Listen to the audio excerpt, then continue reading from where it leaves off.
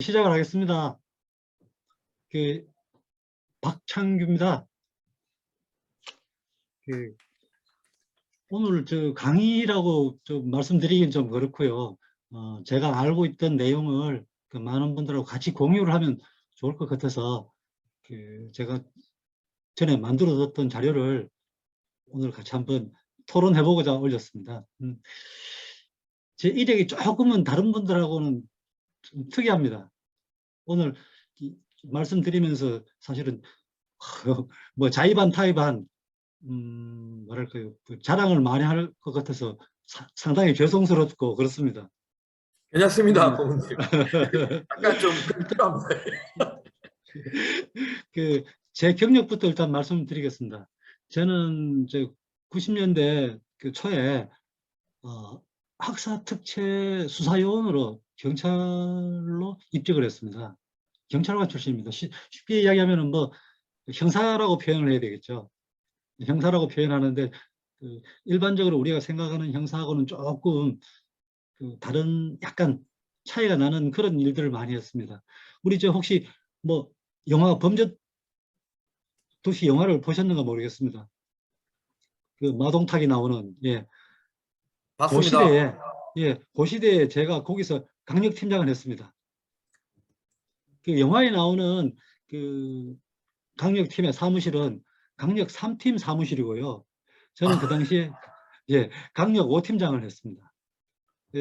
거기에서 승진해서 또 지방을 내려갔었고요. 또 그 당시에 수사하면서 매일 저녁에 왜 형사 그러면서 봉고차 있죠. 그걸 타고 우리 강력팀이 5개인데 돌아다니면서 순찰하고 뭐 누가 칼질 한다든지 그러면은 그 사람들 모시고 오고 이런 일들을 많이 해봤습니다. 그 다음에 제가 또 경력을 지금 방금 말씀드렸는데 퇴직할 때는 분당경찰서 수사과장으로 퇴직을 했습니다. 여기서 수사과장을 제가 3년을 했었고 2014년도부터는 경찰청 특수수사과에서 팀장을 했습니다. 아마 좀 나이 드신 분들은 예전에 사직동이라고 들어보셨을까 모르겠습니다. 사직동 팀이라고 있었습니다. 예전에. 이제 그 팀이 특수사과 팀들입니다. 그 팀은 주로 뭐 고위공직자, 대기업 이런 수사를 하는 부서였습니다. 나름대로 경찰 수사에서는 저도 2번째 가려면 막 서운하고 그럴 정도로 열심히 해봤습니다. 현재는 서울경찰청에서 경찰수사심의위원회 위원으로 활동을 하고 있습니다. 안 그래도 지금 뭐 28일 날 모여가지고 심의를 하는데 일선 경찰서라든지 아니면 서울경찰청에 수사가 잘못됐다라고 이 제기를 하시는 분들이 이 부분에 대해서 다시 한번 검토를 해달라고 하면은 수사심의위원들이 모여가지고 심의를 하는 심의기구입니다. 여기 심의위원들이 저 포함해서 20분이 계시는데 어떤 분들인가 하면은 로스쿨 교수님 5분, 그 다음에 변호사 5, 저처럼 평생 수사만 전문적으로 했던 사람 5, 그 다음에 사회단체 대표 5분, 이렇게 해서 한 20명 정도로 이제 구성이 되어 있고요. 5월 달부터 심의위원으로 활동을 하고 있는데, 뭐 기본적으로 한 4년 정도는 앞으로 이 활동을 계속 할 것 같습니다. 그리고 현재는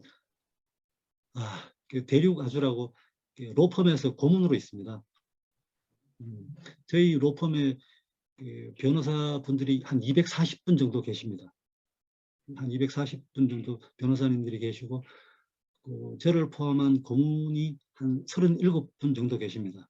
고문들 중에는 뭐 전직 총리도 계시고 장관, 군대에서 말하면 2스타, 3스타도 계시고 뭐 경찰에 또 청장님도 계시고 다양한 분들이 계시는데 저는 어떻게 하다 보니 이쪽 전문가라고 그분들이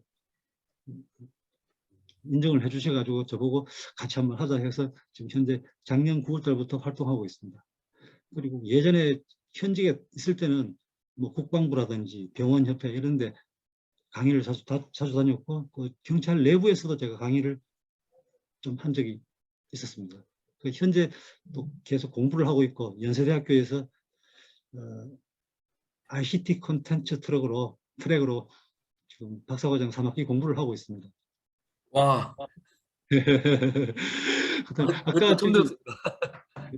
우리 검건우 교수님이 말씀을 자랑 하나 또 더해도 된다라고 했는 부분이 있습니다. ADP 필기시험 어제 합격 발표를 받아가지고 너무 기분이 너무 좋더라고요.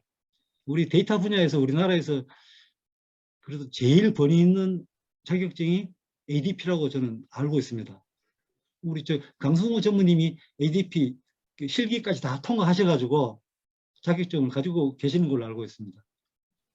제가 알고 있기로는 강승우 우리 멘토님만 가지고 계신데 혹시 다른 분 가지고 계신 분 계신가요?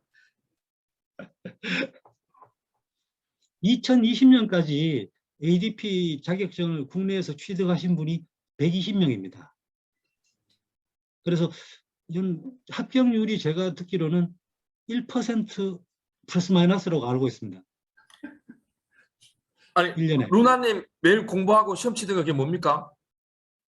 그거 비슷한 거예요. 근데 저는 회사에서 하는 거.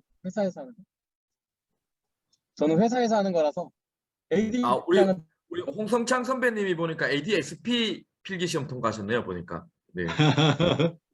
홍성창 우리 선배님은 저 IBM 출신이십니다. 네. 저도 4월 달에 ADSP를 자격증을 취득하고 계속 지금 도전하고 있고요. 아, ADP를 치려면은 그 ADSP 자격증이 있어야 됩니다. 야. 원래 ADP를 치려면은 박사학위를 가졌든지 아니면은 ADSP 자격증을 가졌든지. 박사학위가 더 높은 거군요. 저의 꿈은 계속 공부를 하면서 원래 가을에는 텐서플로우 관련된 자격증도 한번 따보고 좀 더 공부를 하면은 캐글에도 저도 한번 도전해보고 싶은 생각입니다. 제가 거기에 인공지능 만화책을 써가지고 그게 캑을 우리나라에서 뭐 마스터 치는 받은 사람이 뭐 3명인가 4명 있는데 예. 그 사람들 얘기를 적었더니만 그 사람들이 저희하고 연락을 했어요.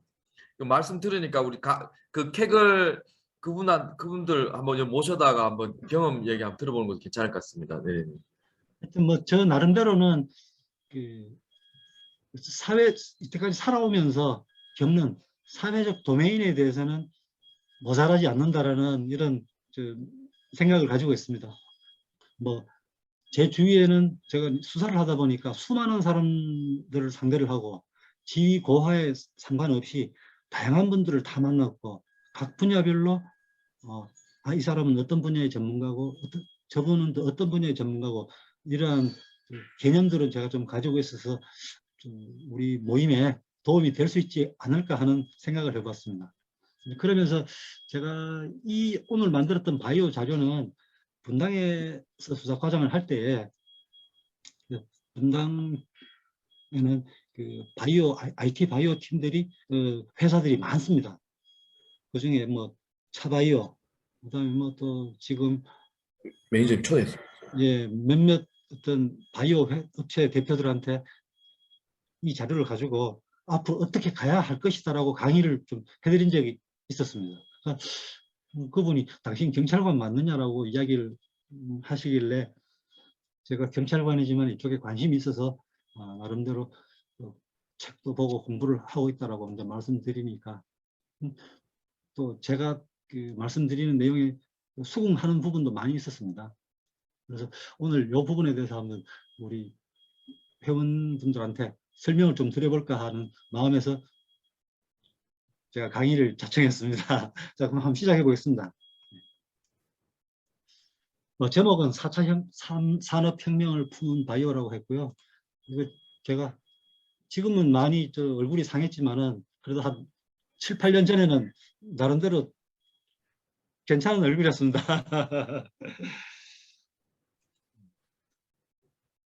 먼저 제가 시작하기 전에 이 동영상부터 하나 먼저 틀어보겠습니다. 이게 분량이 한 4, 5분 정도 되는데 한번 봐보시죠. 예.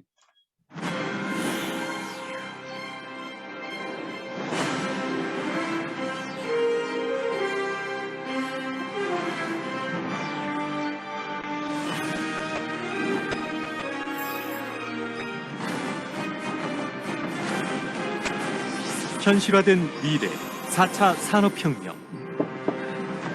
1차 산업혁명 시대를 이끌었던 영국의 증기기관차, 2차, 3차 산업혁명 시대 업계를 이끌었던 코닥, 제록스, IBM, 소니. 이들에게는 변화에 관한 숨겨진 이야기가 있습니다.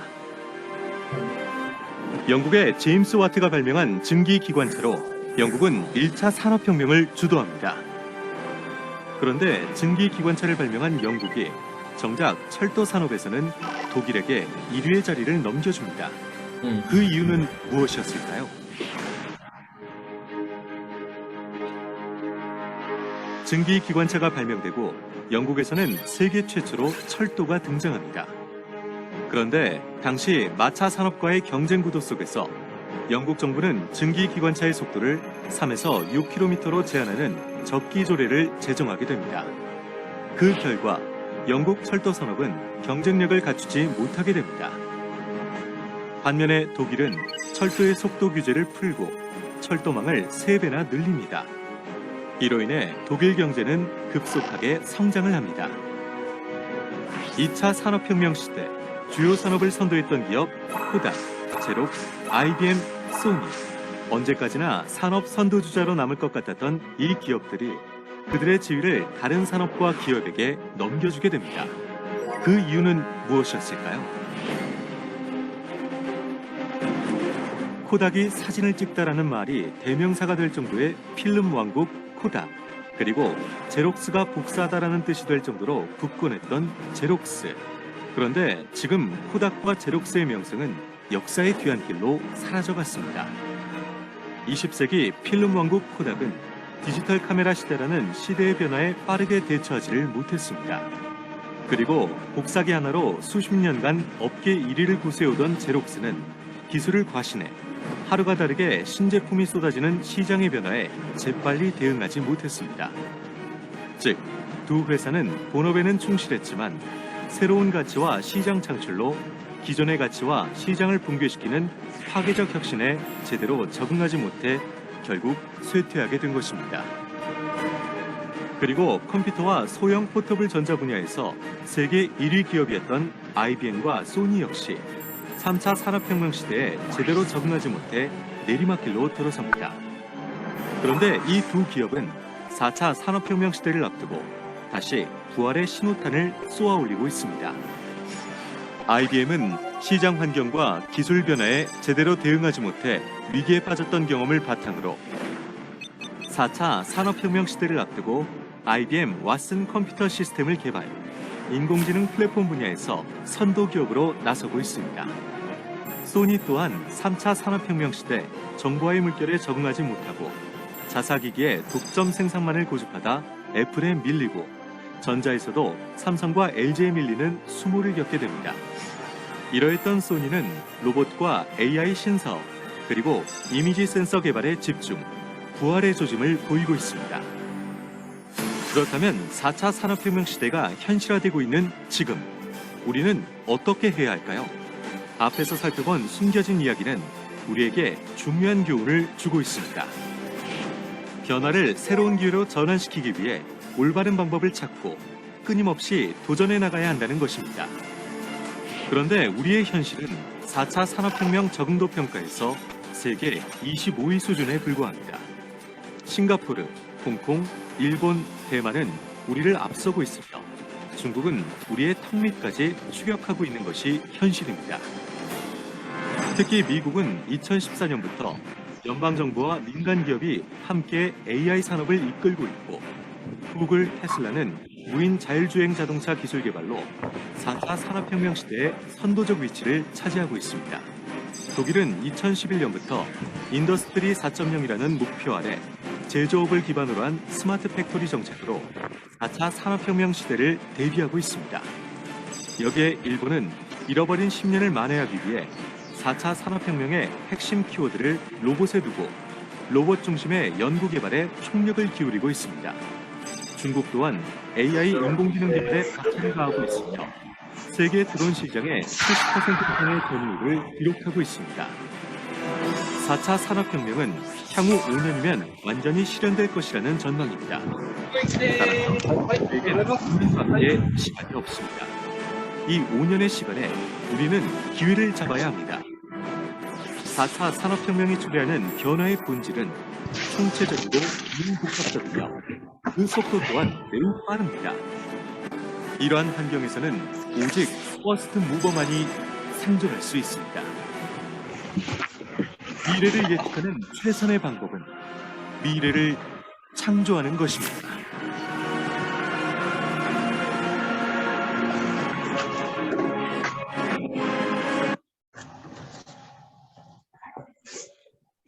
오늘 강의 드린 거의 핵심 주제는 사실은 방금 동영상에 다 나와 있습니다.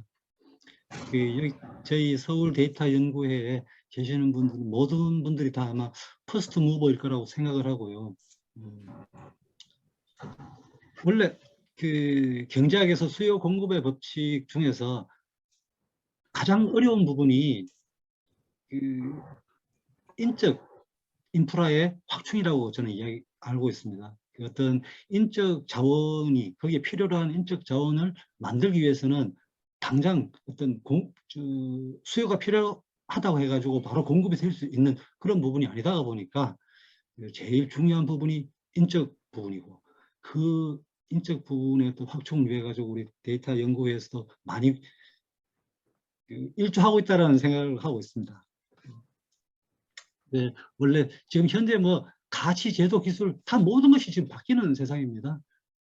뭐 플랫폼 블록체인이라고 이야기를 하는데, 블록체인 분야에서도 지금 우리가 알고 있는 그 블록체인이 그냥 가상화폐하고 엮여 가지고 그냥 부정적인 인식 이미지가 많이 있지만은 그래도 다양한 분야에서 블록체인의 기술들이 이제 활용이 되고 있는 걸로 알고 있고요. 뭐 제도도 마찬가지입니다. 지금 우리가 가지고 있던 자본주의, 민주주의, 뭐 공유경제 이런 개념들이 마구마구 쏟아지고 있고요.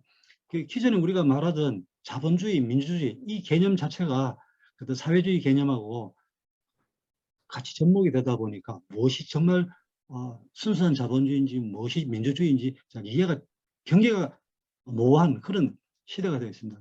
그럼 뭐 삶의 방식도 마찬가지입니다. 기존에 우리가 인식하고 느껴왔던 그러한 방식들에서 많이 달라져 있고 앞으로는 더 많이 바뀔 거라고 생각합니다. 특히 언택트 시대가 도래하다 보니까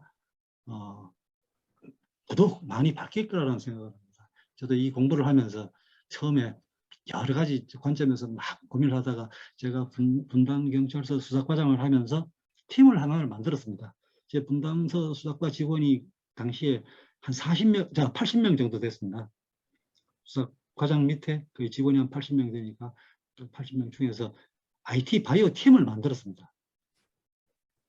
팀을 만들면서 그 직원들한테 지금이라도 늦지 않았으니까 이런 쪽에 많이 공부를 하고 내가 가르쳐 줄 수 있는 부분은 가르쳐, 나도 지식이 많이 모자라지만은 이런 방향으로 공부를 하면은 갈 수 있다라고. 그래서 IT 바이오 팀을 만들어서 나름대로 한번 운영을 해봤습니다. 근데 어떤 인적 인프라가 제대로 안 되다 보니까 쉽지는 않았습니다. 쉽지는 않지만은 이 방향으로는 가야 된다고 생각합니다. 아까 우리 권건우 교수님 말씀하셨듯이 저도 이 방향으로 나가려면 무엇을 해야 될 것인가 고민하다가 ADP 자격증을 먼저 따야 되겠다. 그 ADP 자격증을 따는 이유가 그 자격증만 따게 되면은 좀 오바된 이야기지만은 이 데이터 분야에 대해서는 전반적인 지식을 다 가지고 통찰력을 발휘할 수 있는 그런 정도의 능력이 된다라고 저는 믿고 있습니다. 그럼 다른 분들도 만약에 여유가 되신다면은 이 ADP 관련된 자격증 공부를 한번 해보시는 것도 추천해 드립니다. 괜찮은 분야고요. 네이버 카페에 들어가시면은 그 데이터 전문가 포럼이라고 있습니다. 거기 회원 수가 거의 한 7,000명 정도 되는데요. 그 중에 대부분의 회원들이 이 ADP 자격증을 따려고 뭐 서로 정보를 공유하고 그 전제인 ADSP를 따면은 나 이 자격증 땄습니다라고 막 홍보하고 광고하는 그런 사이트가 있습니다. 들어가 보시기 바랍니다. 그 4차 산업혁명 시대 때 제일 중요한 거는 결국은 데이터가 양이 많아진다는 거죠. 그죠? 뭐 페타, 엑사, 제타, 요타 분명히 요타 단위의 우리 정보는 예전에는 이거 시간이 많이 걸릴 거라고 생각했는데 그렇게 많이 안 걸릴 거라고 생각합니다. 우리가 모르는 비정형 데이터들이 엄청 많이 생겨나고 있지 않습니까? 근데 이 그 데이터들을 뭐 저장 처리하는 것도 양자 컴퓨터라든지 아니면 DNA라든지 이런 걸 이용해 가지고 정보 처리가 또 가능하니까요. 지금 이야기로는 DNA 같은 경우는 한 10억 기가 정도 정보가 그 저장이 가능하다라는 연구를 지금 한 걸로 알고 있습니다. 뭐 이게 이 부분은 뭐 의미가 없는 거고요. 제가 왜 이런 그 장표를 넣었냐면요. 예. 모든 길은 로마로 통한다라는 거에 핵심 단어는 다음 장표에 있는 전문성이라고 생각합니다. 그저 이스라엘에 관련된 책을 몇 권 읽다가 보니까 참고하시면 이스라엘의 그 우리 전문성이 이스라엘을 현재까지 주위의 아랍 여러 나라들의 공격에도 불구하고 굳건하게 지탱할 수 있는 그 핵심 가치였다라는 걸 저는 느끼고 있습니다. 원래 이스라엘은 그 2차 세계대전이 끝나고 난 다음에 전 세계에 흩어져 있던 유대민족들을 모아가지고 국가를 건설한 겁니다. 그 당시에 이스라엘 국가 건설할 당시에 모였던 유대민족 숫자가 한 200만 명 정도 되었습니다. 200만 명이라는 거는 지금은 어느 정도 인구가 되냐면 거의 한 800만 명이 넘는 걸로 알고 있습니다. 그 당시에 유대민족들이 그 예전에 2차 세계대전 때 독일의 핍박을 받아가지고 유럽이나 소련이나 남미나 전 세계로 다 흩어졌습니다.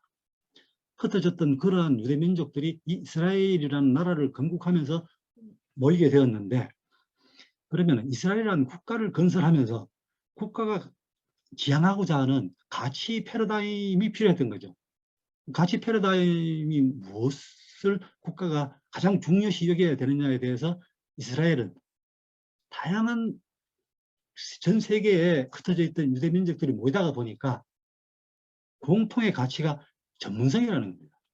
우리나라처럼 장유유서 뭐라든지 이런 개념보다는 각자 다른 지역에서 살았던 사람들 자기네들이 느껴왔던 가치들을 하나로 통합해가지고 녹여낼 수 있는 것이 뭐냐? 그것이 그 전문성이라는 겁니다. 어떤 기술의 전문성, 뭐 자기 분야에 대한 전문성 이런 것들이 걸로 자기네들이 이렇게 만들어냈습니다. 그래서 특히 뭐 이야기를 하다 보면은 이스라엘은 전 국민 개병제의 개념입니다. 전쟁을 할 때에 장군, 장교, 사병 다 같이 모여서 회의를 합니다. 우리하고는 좀 차원이 다르죠. 그 회의를 할 때 보면은 같은 방 안에 장군과 장교, 사병이 한 테이블에 앉아서 회의를 하다가 그러면 뭐 티타임이라도 있을 거 아닙니까? 티타임 경우에 누가 그럼 커피를 탈 거냐? 당연히 우리나라는 뭐 장교가 지가 뛰어나가서 쫄병은 사병이나 이런 친구들은 못하겠죠.